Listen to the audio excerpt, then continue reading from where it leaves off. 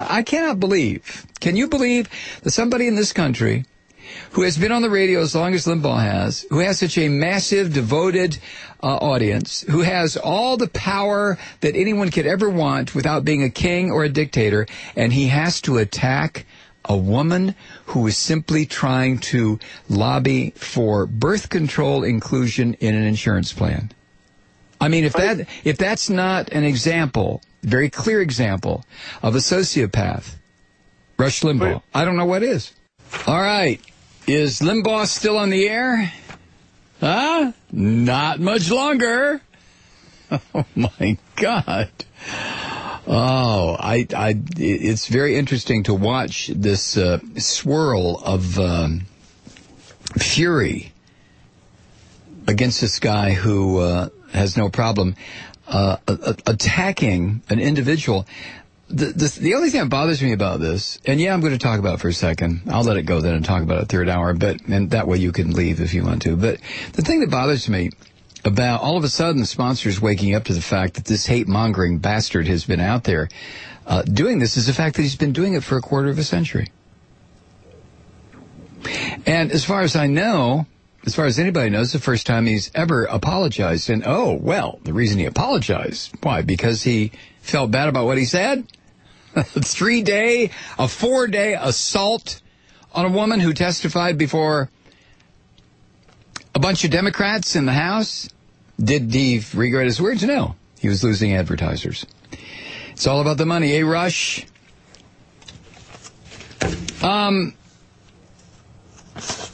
Pat Robertson came out with a statement. He has a theory for why tornadoes ripped through the Midwest last week.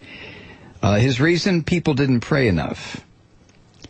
Right Wing Watch put a clip up of Robertson talking during a recent episode of the 700 Club. This is what he said, quote, "If enough people were praying, God would have intervened. You could pray. Jesus stilled the storm. You can still storms." Robertson also blamed people for living in tornado-prone areas. He asked, why did you build houses where tornadoes were apt to happen? Pat Robertson, Rush Limbaugh is the same. As Right Wing Watch noted, Robertson had a different take on why the earthquake happened in Haiti a couple of years ago. Remember that? That disaster was caused, according to Robertson, because the Haitians made a pact with the devil. God, the right wing in this country is just wallows in its own excrement. It never stops. Never stops. Goodbye, Rush! According to the Borowitz report, embattled radio host Rush Limbaugh suffered another major desertion today as he lost the support of one of his longtime sponsors, Satan. The usually reclusive Prince of Darkness announced his decision at a hastily called press conference in Columbus, Ohio, his unofficial headquarters on Earth. Satan said in a tersely worded statement, quote, "Due to remarks of his that we consider unacceptable, we are terminating our relationship with Rush Limbaugh."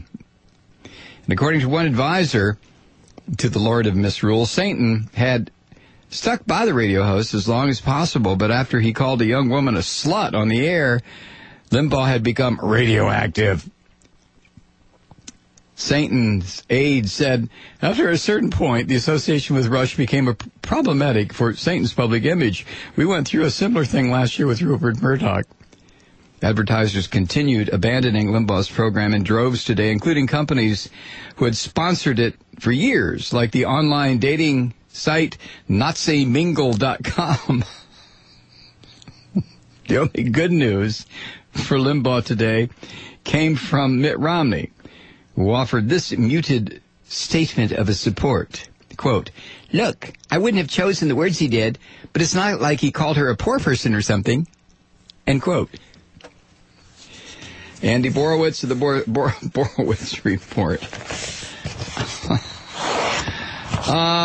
And Larry in Portland sent me, there's something at Daily Kos for a petition to the Armed Forces Network asking them to support service women and women veterans and stop airing Limbaugh's radio program. According to Daily Kos, in addition to the 11 sponsors that have withdrawn their advertising from Limbaugh's radio program, now a group of female veterans are calling on Armed Forces Network Radio to drop Limbaugh from its programming.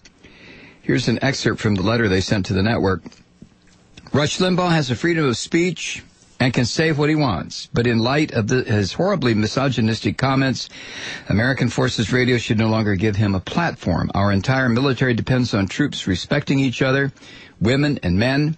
There simply can be no place on military airwaves for sentiments that would undermine that respect. When many of our female troops use birth control, for Limbaugh to say they are sluts and prostitutes is beyond the pale. It isn't just disrespectful to our women serving our country, but it's language that goes against everything that makes our military work, end quote. Anyway, you can find this at Daily Kos. You can send an email to Armed Forces Network asking them to stop airing the Pigman's radio program. And I think AOL has dropped now.